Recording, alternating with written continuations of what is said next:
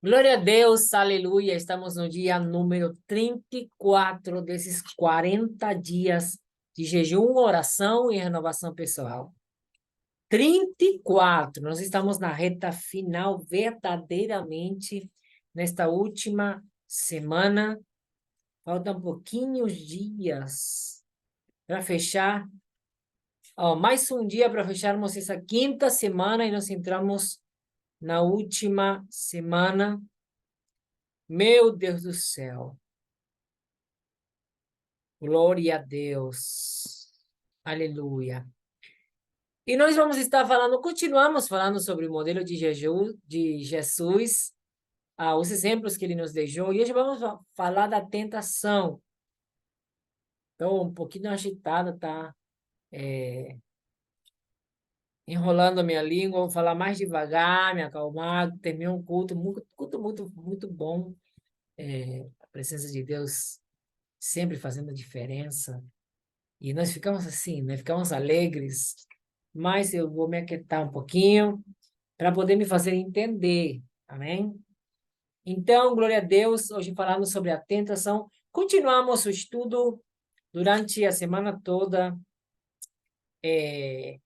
foi e vai ser assim até o final, nós meditando no Evangelho de Lucas, hoje no capítulo 4, amém?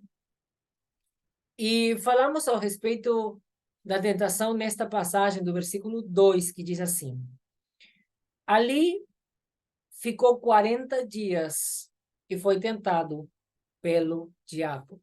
Amém? Ali ficou 40 dias e foi tentado pelo diabo. Lucas 4, versículo 2. Já te convido, então, a você deixar seu like, em nome de Jesus, deixa o seu comentário. Se você tiver alguma coisa que você queira falar, então deixa aí o seu comentário. Compartilha com mais alguém para que nós possamos chegar a outras vidas com o poder da palavra de Deus. Amém? Assim como a voz que se ouviu na ocasião do batismo de Jesus deixou bem claro a sua condição divina, dizendo: Tu és o meu filho amado, que está no capítulo 3 desse mesmo evangelho, versículos 22, que a gente já leu. As tentações que teve que enfrentar no deserto dão testemunha da sua plena condição humana. O tentador, o diabo, não atacou com a sua perfídia o Filho de Deus.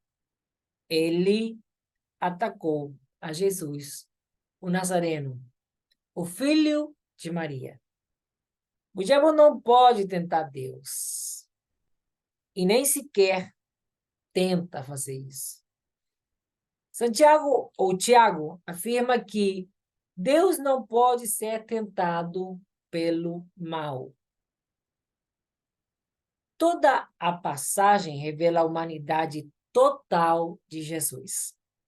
Desde o fato de que foi cheio do Espírito Santo, continuando com o traslado físico misterioso operado pelo Espírito ao deserto. Passando por cada uma das 3 tentações registradas, todas elas apelam às debilidades humanas.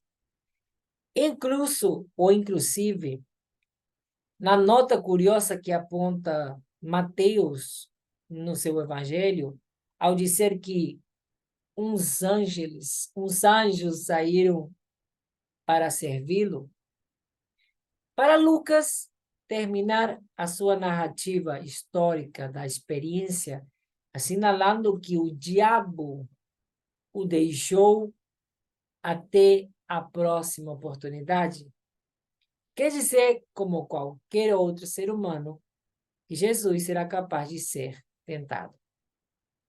Por outro lado, nas tentações que seguiram imediatamente ao seu batismo, Jesus escolheu se colocar exatamente sobre a mesma plataforma que qualquer outro judeu que se propunha viver pela palavra de Deus revelada.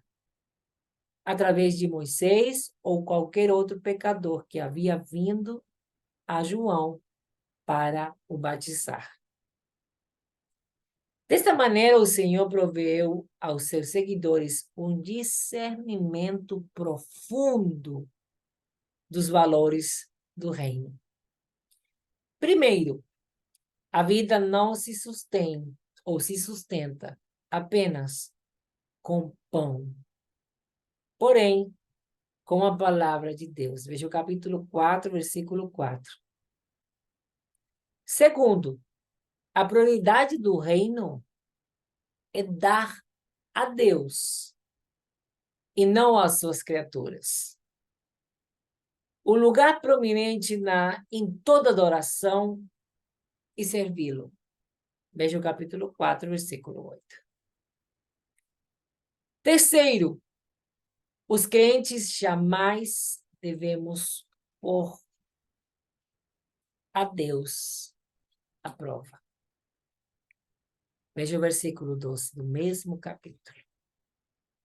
Em definitiva, todas as tentações que experimentou o Senhor estavam destinadas a desorientá-lo e deixá-lo, afastá-lo do caminho, da sua missão messiática como filho do homem. O objetivo de Satanás era enrolar nos seus conflitos e ambições deste mundo para distraí-lo da sua vocação redentora. Se o diabo conseguisse apartá-lo do caminho da cruz e levá-lo pelos caminhos dos interesses e necessidades humanas transitórias, o plano de Deus para a salvação da humanidade seria frustrado. Nós devemos dar glória a Deus, porque não foi. Essas tentações se repetiram em parte no Getsemane, ou no Getsemane, em espanhol é Getsemane, viu? Às vezes confundo. No Getsemane, e conforme ao Evangelho de Marcos, em Cesareia de Filipos. O diabo nos ataca a nós com as mesmas tentações e com o mesmo objetivo. Que nós possamos nos concentrar neste mundo e não no reino de Deus. Ai, Jesus. Que nós venhamos buscar primeiramente atender as demandas da carne e desatendamos a justiça do reino. Jesus, ele se rehusou a intervir direta e regularmente nas questões desordenadas deste mundo. Ele não veio para governar este mundo, porém, para salvá-lo, e nos envia a nós para acompanhá-lo na sua missão redentora, com o mesmo objetivo. Ele não veio a levantar votos, porém, a chamar pecadores. Não veio a salvar ele veio a salvar os perdidos e a dar a sua vida no resgate por muitos. O seu propósito é trazer de volta ao mundo a vida divina. Perante Pilatos, Jesus disse: meu reino não é deste mundo. João 18, 36. Ele rejeitou o desejo dos seus seguidores galileus de se converter num rei messiático político e um libertador nacional. E também rejeitou o plano de Pedro de renunciar à senda do sofrimento e da morte. E não o fez, e o fez tão energicamente como repudiou as tentações de Satanás no deserto. Esse é o modelo de Jesus que você e eu precisamos seguir. É para lá que nós devemos ir, nessa mesma direção. A pergunta é: para onde é que você está indo? Com que coisas você tem se distraído? Porque às vezes nós vimos para Jesus E nós temos tantos sonhos, começamos a projetar, sonhar os sonhos de Deus verdadeiramente, mas o inimigo vem e nos distrai. Quando você chega para Jesus jovem, disposto, né? Aí casa, chegam os filhos e vai esquecendo as prioridades do reino, vai deixando para depois, vai empurrando com os anos,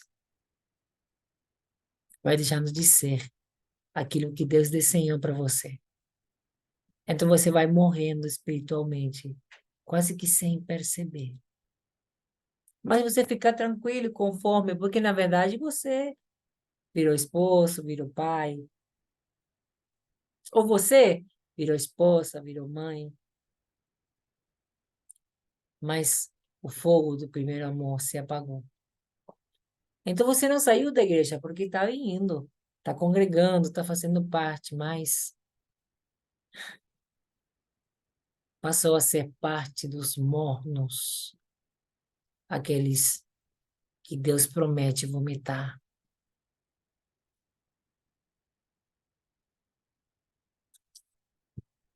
Oremos para que o Espírito Santo nos dê sabedoria e discernimento espiritual para não cair nas ciladas sutis do diabo.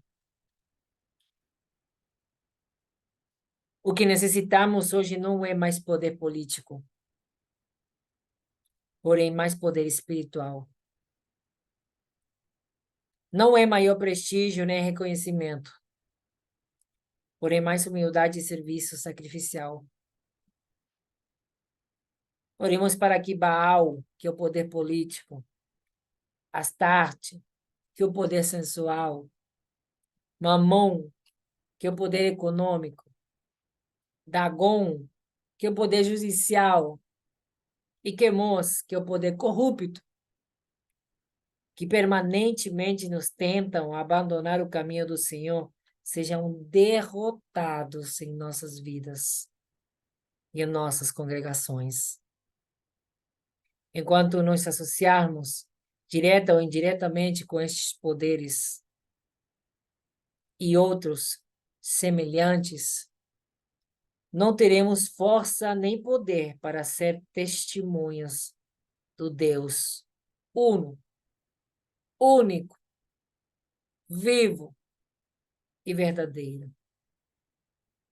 Só cheios do Espírito. Só cheios do Espírito de Deus. Só cheios do Espírito Santo. Só cheios e vivendo em Cristo.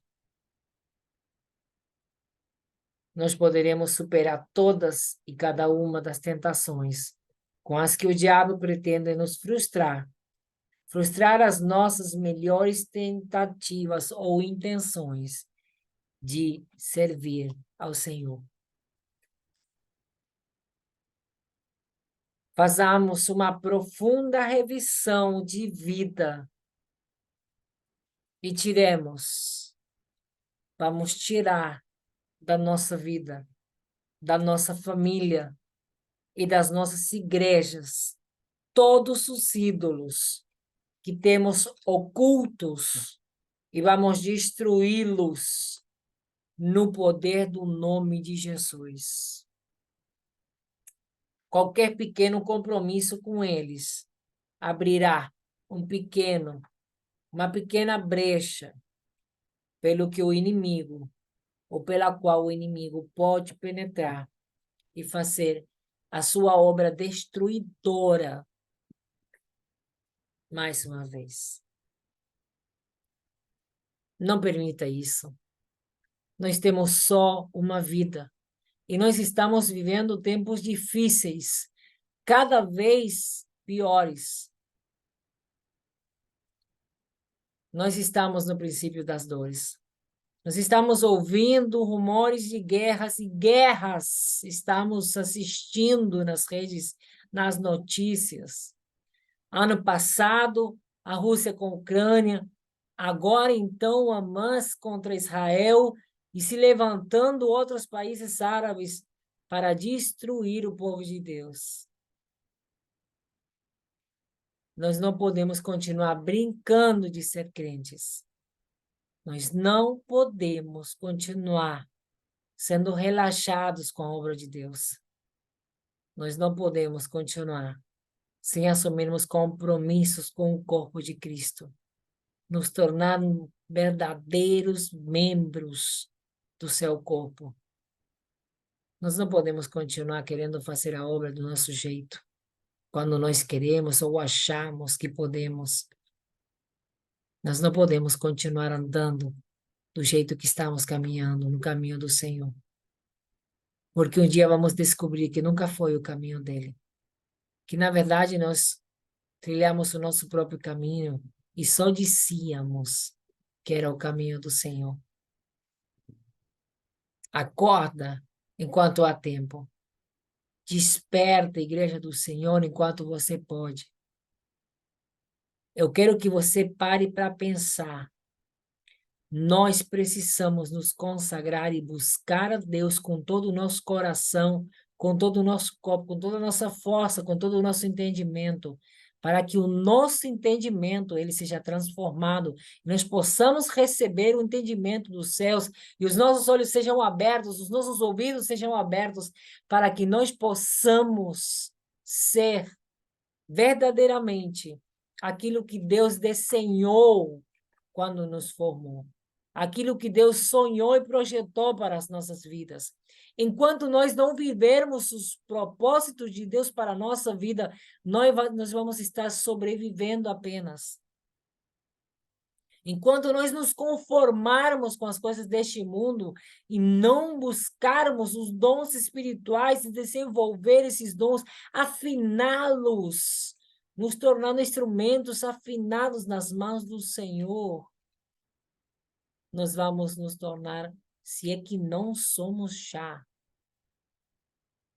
mornos, aqueles que o Senhor vomita, convictos de que estamos bem com Ele, convictos de que vamos para o céu, porque estamos na igreja, mas, na verdade, não temos compromisso com ela. Convictos, convencidos, mas nunca convertidos. Não seja parte desse tanto de gente, do qual a palavra diz que, nesses tempos, o amor de muitos se esfriaria. O amor de muitos já se esfriou. Se você percebe que o teu coração se esfriou, que você já não faz as primeiras obras, aquelas que você fazia quando você chegou para Cristo, corra! Comece a projetar, mudar a sua caminhada, as suas ações. Começa fazendo uma, amanhã outra. Começa a colocar em prática. Começa a sair, a desenferrujar a sua vida cristã. As coisas vão ficar mais difíceis. E se você não estiver cheio do Espírito Santo de Deus, você não vai suportar o que vem pela frente. O que está acontecendo em Israel com o povo de Deus é uma amostra grátis do inferno para nós, povo de Deus. Quando o arrebatamento vier, quando Jesus vier buscar sua igreja, quando o Espírito de Deus foi retirado da terra, nós não vamos contar com a sua ajuda.